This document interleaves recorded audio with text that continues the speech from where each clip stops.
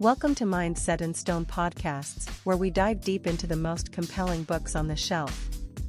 Join hosts Dave and Poppy as they uncover the stories, themes, and ideas that shape our understanding and inspire curiosity. Get ready to explore the big ideas that leave a lasting impact. Let's get started. Welcome to the Deep Dive.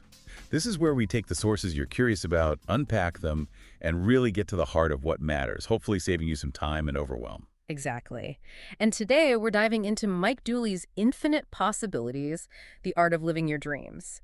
Specifically, we've got excerpts here, and our mission really is to pull out the practical stuff, the takeaways you, our listener, can actually use.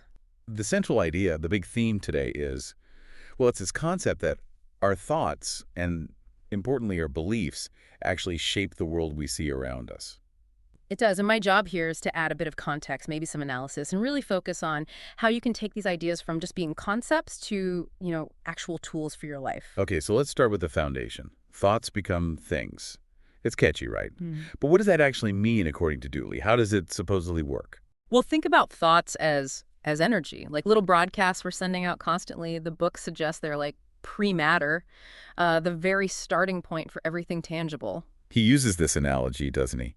The adventurers in space, which is an acronym for manifest any thought that existed into reality. Bit of mouthful. But the image is powerful. These adventurers, they just think of something, stars, planets, and poof, there it is. It's meant to illustrate that direct creative link. And this connects directly to law of attraction, then, the idea that like attracts like. Precisely. Your dominant thoughts create a sort of vibrational frequency, if you will, and that frequency attracts experiences, people, situations that are on the same wavelength. But it's not just any thought, is it? Like, I can't just think $1 million once and expect it to appear. He talks about other factors, beliefs, expectations, anticipation, intentions. He calls them shades. Exactly. They're like filters. So you might have the thought, I want abundance. But if your underlying belief is money is hard to come by, that belief acts as a shade, coloring, or even blocking the manifestation. Your conviction in the belief really matters. Okay, that makes sense. Now, what about thinking about other people? Can you, think someone into calling you? The book tackles that. It says you can attract types of people who resonate with your general thoughts and feelings. So if you're thinking loving thoughts, you might attract loving people, but you can't target a specific individual and control their actions or feelings. It's more about attracting compatible energies. So if you're hung up on an ex, for example, the advice isn't to focus on them. Right. It's to focus on the feeling you want, the love, the companionship, the joy. Focus on that essence and let the universe figure out the who. It might be that ex, or it might be someone even better suited, Okay. It's about the what the feeling, not the specific who. He shares a personal story, too, about winning a horse show. Yes. As a kid, he visualized winning, prayed for it, which he now sees as intensely focusing his thoughts on winning, and apparently went from last place to first. A simple example, but it illustrates that focused intention he talks about. It does, and that leads into some more maybe dramatic examples of dreams coming true. Like the scrapbook story. That one really stuck with me. He made a scrapbook with pictures of fancy watches, places he wanted to travel, nice homes. Right. Just cut them out, put them in a book. Didn't obsess over it, apparently. But then the manifestation wasn't, direct. 10 months later, he gets this unexpected job assignment. Where was it? Riyadh, Saudi Arabia, somewhere he hadn't even put in the scrapbook. Exactly. And then years later, he's having breakfast in Hong Kong, looks up, and realizes he's looking at the exact view from a picture he'd cut out all that time ago. Wow. So putting the thought out there set things in motion, but the path was totally unpredictable. It wasn't A leads to B leads to C. That's a key takeaway, I think. We set the destination, the what, maybe the feeling, but the how often unfolds in surprising ways. We need to be open to that, trust the process, even when it seems to be going off track. Okay, this all sounds amazing, potentially life-changing. Yeah. But where do you start? It feels a bit overwhelming. Mm-hmm. How do you even become aware of all the thoughts buzzing around your head all day? Yeah. And those hidden beliefs. That is the challenge, isn't it? Awareness. So much of our thinking is automatic. And yeah, those deep-seated beliefs we picked up years ago, they're running the show in the background half the time. So what's a practical first step? He mentions that if visualizing is hard for you. Right. Not everyone finds it easy to create clear mental pictures. So he suggests focusing on the feeling. Try to feel the joy you want, feel the love, feel the abundance, connect with the emotion of the end result. That sounds maybe more accessible for some people. Just tap into the desired feeling. It can be. Emotions are powerful. They're often easier to connect with than detailed images. He also gives this slightly counterintuitive advice. Don't over-visualize. Like, more than once or twice a day might actually be bad. Why? Yeah, that's interesting. The reasoning is that if you spend too much time intensely visualizing your desired future, you can become hyper-aware of the gap, the distance between where you are now and where you want to be. So focusing too much on the dream highlights the current lack of the dream. Exactly. And that feeling of lack can breed doubt, frustration. It can undermine the very belief you need. It's a fine balance. So visualize, feel the feeling, but then let it go. Trust. Don't keep poking it. Pretty much. The core idea he repeats is thoughts become things, period. No hidden clauses, no tests from the universe. It just responds to your dominant thoughts and beliefs. Okay, let's dive deeper into beliefs then. He says anything that affects our thinking affects our lives, and nothing else affects our thinking more than our beliefs. That's huge. It really is. Beliefs are like the operating system. They determine which thoughts get run, which ones get priority, and those thoughts then create our experiences. And we often mistake them for just reality. Like, if I think life is hard, I see it as an objective observation. But he's saying that belief creates the hard life experience. That's the idea. We observe something, form an opinion, and over time, that opinion hardens into a fact in our mind. We forget it started as just a thought, a perception, and that's how limiting beliefs get locked in. He talks about these truths of being, like, it's all good, thoughts become things. Are these supposed to be like universal laws, like gravity? They just are, whether we believe them or not. That's how they're presented, yes. As fundamental principles of how reality works. Like gravity, they operate regardless of our awareness, but consciously aligning with them, believing them, allows us to work with the flow rather than resisting it. It makes things potentially easier, more powerful. Okay. And this explains why lives often stay the same, right? We keep thinking thoughts that match our existing beliefs, so we keep getting similar results. Exactly. It's a feedback loop. Rich get richer, poor get poorer. He uses that example not as a judgment, but as an illustration of how ingrained beliefs about abundance or lack tend to perpetuate themselves. So breaking that cycle means changing the underlying beliefs. How do we even find these things if they're subconscious half the time? He mentions the idea of original sin feeling separate as maybe a root cause. It's one way to frame it. This sense of being separate from the world leads us to try and figure it out from the outside, leading to beliefs based on limited perception, often beliefs of lack or limitation. He doesn't recommend just writing beliefs down, says it didn't work for him.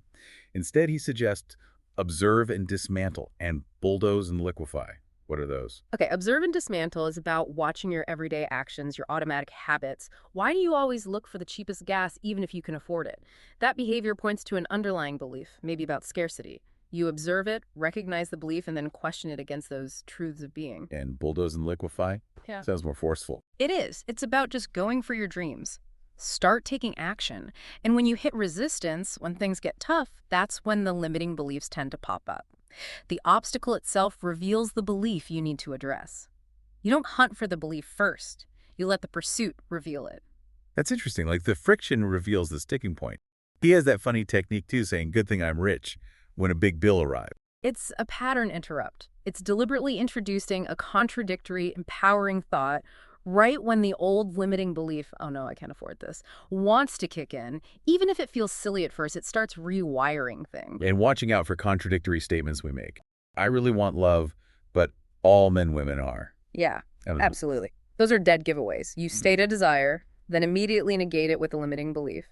Bringing those contradictions into your awareness is huge. Ultimately, he suggests that just gaining a higher understanding of truth, those truths of being, is what dissolves the limiting beliefs. Like light dissolving darkness. You don't always need to dissect every single one. That seems to be the idea. Focus more on embedding the empowering truths, living from that place, and the old stuff naturally loses its grip. It's shifting the foundation. And the consistent advice for big areas, love, happiness, health, wealth, is focus on the end result, the feeling, and trust the universe with the how. Let go of needing to control every step. That trust piece is crucial. Micromanaging comes from fear and disbelief. Defining the what and the why, the feeling clearly, and then allowing the how to unfold opens up way more possibilities than our limited minds can usually conceive of. Okay, let's shift to emotions. He calls them blessed emotions. Why blessed? What's their role in all this? Blessed because they're seen as gifts, really, valuable feedback. The idea is emotions come from our perceptions, and perceptions come from our beliefs. So emotions are like dashboard lights telling us if our current beliefs perceptions are aligned with those fundamental truths. So feeling bad, fear, sadness, anger isn't inherently negative. It's just a signal. Exactly. It's a signal that you might be holding on to a limiting belief or misinterpreting a situation. It's saying, hey, check your thinking here. Something's out of alignment. Instead of fighting the feeling, we can use it as a clue. And even tough times, challenges, they're framed as opportunities. Opportunities for growth, for understanding. Yes. It's like life is designed to help us learn and evolve. Challenges provide the contrast needed to see our limiting beliefs more clearly and develop greater understanding and compassion. Not random misfortune, but purposeful learning. He says emotions give life meaning, help us get back on track. But he warns against wallowing in them. What's the difference between feeling and wallowing? Feeling is allowing the emotion to move through you. Acknowledge it, experience it, let it process. Wallowing is getting stuck. It's replaying the story, staying inactive, feeding the emotion, which actually reinforces it and can attract more of the same. Feel it, don't build a house there. Makes sense. Then he introduces this really big concept, infinite love, as the foundation of everything. The universe, divine intelligence. It's inherently good, powerful, loving. This is presented as the absolute bedrock, not just an energy, but the energy. All powerful, all good, the one source, and fundamentally all loving. It's not just an emotion like human love, it's the constant state of being of the universe. So when we experience pain in human love, heartbreak, Yeah. conflict, it's not because that infinite love has abandoned us. Not at all, according to this view. Those painful experiences are signals again. They show us where our human perceptions, fears, and limiting beliefs about love are clashing with the truth of our worthiness and connection to that infinite love. They're invitations to learn and release those limitations. So feeling rejected or alone is reframed too. It's seen as an illusion because as part of the universe, we're inherently connected to everything. That's quite a shift. It is. It challenges that core feeling of separation. If you can really grasp that connection, that you're part of this vast, loving intelligence, feelings of isolation start to lose their power. He even says, hate is love in retreat, pointing to that underlying unity. Okay, so how do we practically use those less pleasant emotions? Fear, for example. Fear is a direct pointer to a limiting belief. He shares his own story of suddenly becoming afraid of flying. He didn't stop flying. He consciously worked on reinforcing beliefs about safety, confronted the fear by continuing to fly, and eventually overcame it. So acknowledge the fear, identify the underlying belief it's pointing to, and consciously choose and reinforce an opposing, empowering belief. Don't let the fear stop you. Exactly. Fear shows you where your thinking has gone off track from the truth of your safety or capability. Challenge the fear thoughts. What about sadness? How do we work with that constructively? Allow time for healing, definitely, but then the advice is to actively engage. New activities, new connections, don't isolate. Taking action makes you available for new positive things to come in and helps the emotions subside naturally. Acknowledge it, but then gently move towards action and engagement. Right. Action helps shift the energy and focus. Prolonged inactivity can keep you stuck in the sadness. And anger. He links it to feeling powerless. Often, yes, a perceived loss of control or power. But expressing it outwardly usually makes things worse. The suggestion is to try and step back. Try to understand the other person's perspective, see them on their own path of learning rather than just reacting. Finding empathy instead of reacting. And guilt. Guilt should be a teacher, not a punishment. What's the lesson here? Learn it, make amends if needed, but then let it go. It doesn't diminish your inherent divinity or the universe's love. Focus on the learning and move forward with optimism. So learn the lesson, forgive yourself, move on, don't let it define you. And the overarching theme for all these is let them flow, learn from them, but don't get stuck wallowing because that just gives them more power. Precisely. Allow, learn, release. Don't empower them through rumination and inaction. Okay, shifting gears a bit, the fast track to dreams. He highlights perception and gratitude. How do they speed things up? Well, inspiration often comes from the gap between how you feel now and how you want to feel. And how you feel now is down to perception. So if you can cultivate happiness and self-love now, regardless of circumstances, you're starting from a much more powerful place. It's easier to attract good things when you already feel good. So instead of waiting for the dream to make you happy, find happiness now, and that helps attract the dream. That's the idea. And gratitude is key to this. When you genuinely think thoughts of thanks, feeling thankful as if you've already received what you desire, you're aligning your energy with having it. It's the thought and feeling of gratitude that does the work, telling the universe, yes, more of this, please. It's not about earning points with the universe. It's about the vibration you create with thankful thoughts. Exactly. It shifts your focus to abundance, to what you do have, which attracts more of the same. Then he talks about gifts from heaven, intuition, our connection to the infinite. We're all unlimited spiritual beings connected. Yes, this idea of deep interconnectedness. He mentions the 100th monkey effect idea. Because we're all connected to this infinite source, we all have access to infinite wisdom. We're all inherently intuitive, maybe even psychic. We just need to learn to recognize it. Those gut feelings, those moments of just knowing. Right. We all have them. We often dismiss them as coincidence or imagination. But he suggests these are real communications.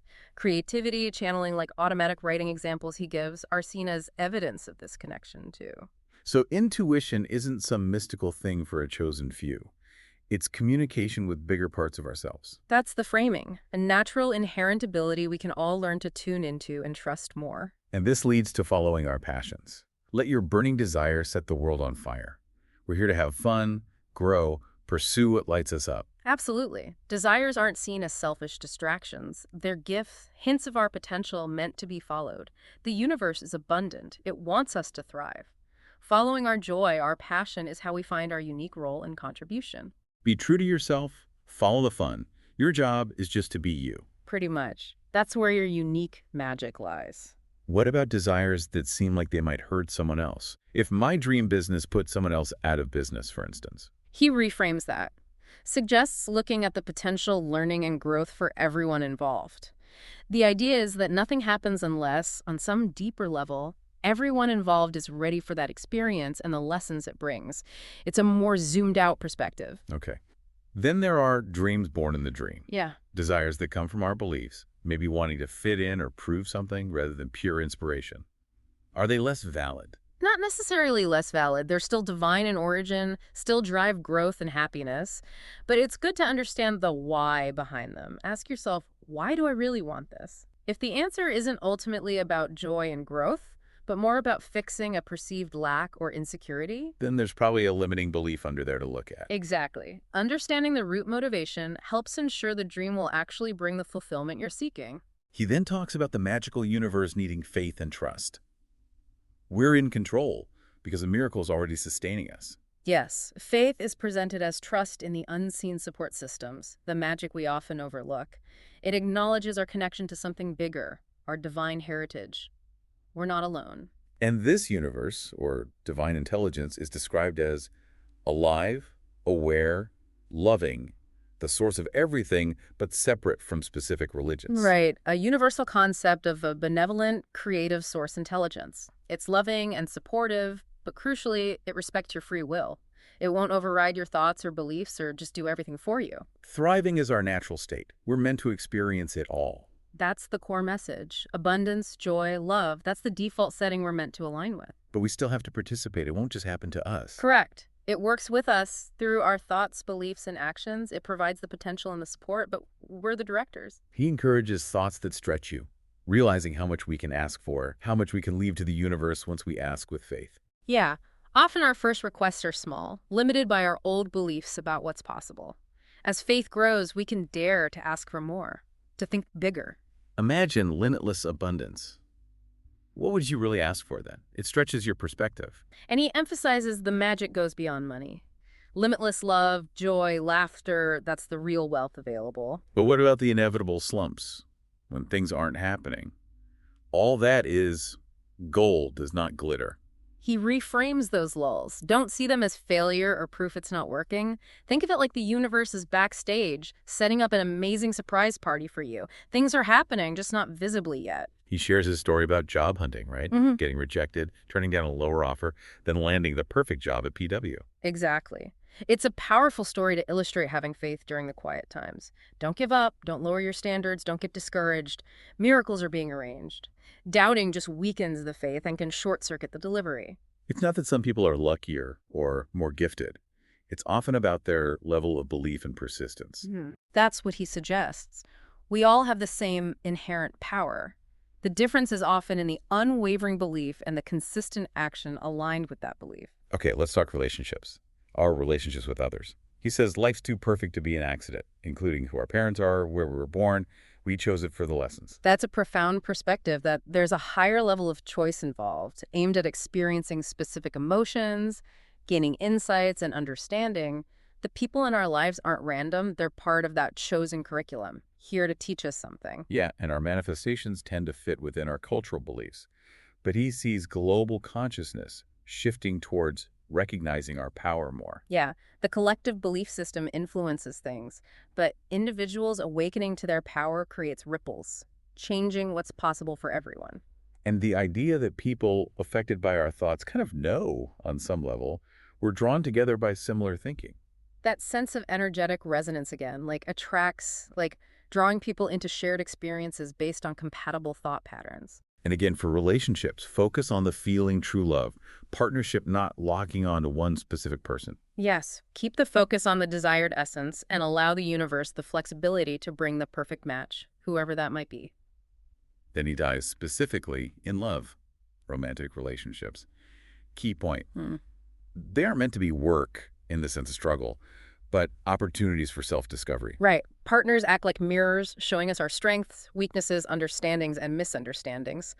The relationship itself becomes a crucible for growth. His advice: focus on what works, what you appreciate, the similarities, amplify the positive, and avoid assumptions, communicate. Focusing on the good tends to draw more good. And yeah, assuming things instead of talking is a recipe for disaster in any relationship. Clear communication is vital. And when there are issues, address them as your feelings. I feel X when Y happens, rather than blaming you always do Z. Do it with compassion and accept responsibility for your own reactions. Taking ownership of your feelings, I feel, not you made me feel, is huge. It keeps communication open and acknowledges that your reaction is based on your perception, your beliefs. And his number one rule for relationships: make your own happiness the top priority. Not selfishly, but essentially. Exactly. It's not about neglecting your partner. It's about realizing you can't pour from an empty cup. When you are fulfilled and happy within yourself, you bring that positive energy to the relationship, benefiting everyone. It's foundational self-care. Okay, great. Finally, he offers a whole toolkit, tools and techniques, practical exercises. Let's quickly run through some beyond the dream. Imagine life after the dream came true. What's next? Feel that future success and send that good energy back to your present self. Helps solidify it. Talking to the universe greater self. Write down a question, then write the answer as if you were the universe or your higher self. Taps into inner wisdom. Acting as if. Behave now as if your dream is already real. Walk the walk, talk the talk. Aligns your energy. Affirmation. Short, positive statements repeated often with feeling. Reprogram subconscious beliefs. We've covered that consciously thinking and feeling thankful for what you have and what's coming. Powerful magnet. Intellectualizing. Analyzing limiting beliefs. Ask why repeatedly. Compare the answers to the truths of being. Helps dismantle illogical beliefs. Make believe. Like playful acting with others. Act out your dreams being real. Frame as yes, no. Visualize the words. See which feels dominant. Simple intuition check. Breaking down big goals into tiny, manageable actions. Overcomes overwhelm. Trick yourself into beginning. Just commit to the first 2 minutes. The first tiny action builds momentum. Great list. He also tackles some common questions like, nothing seems to be working. What's the advice there? Don't lose sight of the big picture. Life's an adventure. Remember, it's spiritual direction, not just physical pushing. Broaden your focus, abundance, health, harmony. Let the universe handle specifics. And remember, you'll die anyway, so what's stopping you from trying now? What about, can we change our minds about what we wish for? Is that giving up? No, changing your mind is freedom. It shows growth. Listen to your inner voice. Maybe the path needs adjusting. Love the journey, not just the destination. Be flexible. Okay. Another big one. I don't know what I should be doing with my life. 2 parts. First, whatever you're doing now holds lessons you need. It's perfect for your current stage. Second, just start doing more of anything that interests you, even in tiny ways. Exploration leads to clarity. And the inevitable. What's the catch? Why does it seem so hard sometimes? The magic step is understanding and belief. It's fundamentally spiritual work. Seemingly bad things can have deeper purposes we don't see. And ultimately, the answers are within you. Tell yourself you already know. Trust your inner wisdom. That's empowering. Okay, as we wrap up this deep dive, the message from Infinite Possibilities is crystal clear, isn't it? Our thoughts, our beliefs, they're not just passive things happening in our heads. They're active, creative tools. Incredibly active. We've seen how thoughts are the starting point, beliefs are the framework, emotions are the feedback system. It all works together. So the key takeaways for everyone listening: your thoughts really do have power. Your beliefs shape how that power works. Your emotions, they're valuable signals. Listen to them. You're connected to something vast, loving, full of potential. Taking action, even small steps, matters. And gratitude. It's like pouring fuel on the positive fire. Just try to notice your thoughts more often. No judgment, just observe. What are you telling yourself all day? Maybe pick one area where you feel stuck and ask, what limiting belief might be operating here? Just start questioning it. Try one of those tools, maybe a simple affirmation each morning or a quick gratitude list before bed. Just pick one. And finally, pay attention when you feel strong emotions. What might they be signaling about your beliefs? And here's something to really chew on this week. Consider that the life you have right now, all of it, is a reflection of your past thoughts and beliefs. If that's true, it means you have the power right now to start consciously choosing different thoughts, different beliefs, and begin shaping a different future. So the question is, what new thoughts will you start planting today? Thank you for joining us for this exploration of infinite possibilities. We hope these ideas spark something for you and help you tap into your own power to create a life you truly love. We hope you're leaving with fresh insights and a spark of inspiration. Remember to subscribe, leave a review, and check back for more episodes as we dive into new worlds of thought, one book at a time. Until then, keep your mind set in stone and your curiosity open. This has been a Big L Riz Media podcast, where big ideas meet lasting impressions.